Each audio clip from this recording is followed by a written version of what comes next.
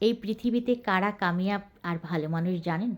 যারা আল্লাহকে বিশ্বাস করেন এবং আল্লাহর প্রতি বিশ্বাস স্থাপন করেন, আল্লাহকে ভালোবাসেন।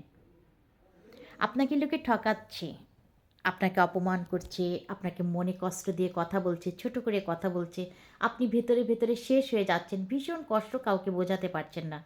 ওই মুহূর্তে যদি আপনি মনে বিশ্বাস স্থাপন করেন যে আপনার জন্য আল্লাহই যথেষ্ট এবং আল্লাহ আপনার প্রত্যেকটা ব্যাপারের জবাব দিয়ে দেবেন।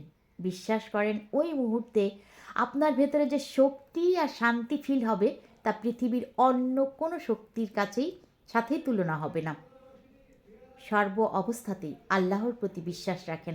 আল্লাহ স্পষ্ট করে কোরআনে বলে দিয়েছেন, তিনি কোনো বান্দাকেই তার সীমার বাইরে যেয়ে কষ্ট দেন না, সহ্য সীমার বাইরে যেয়ে কষ্ট দেন না।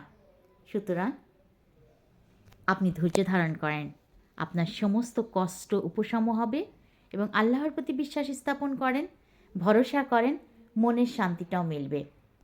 এটা আমরা যদি সবসময় করি, তাহলে আমার মনে হয় যে মানসিকভাবে যে আপনি শান্তি ফিল করবেন তা পৃথিবীর অন্য কোথাও কোনোভাবেই পাবেন না। ভালো থাকবেন সবাই।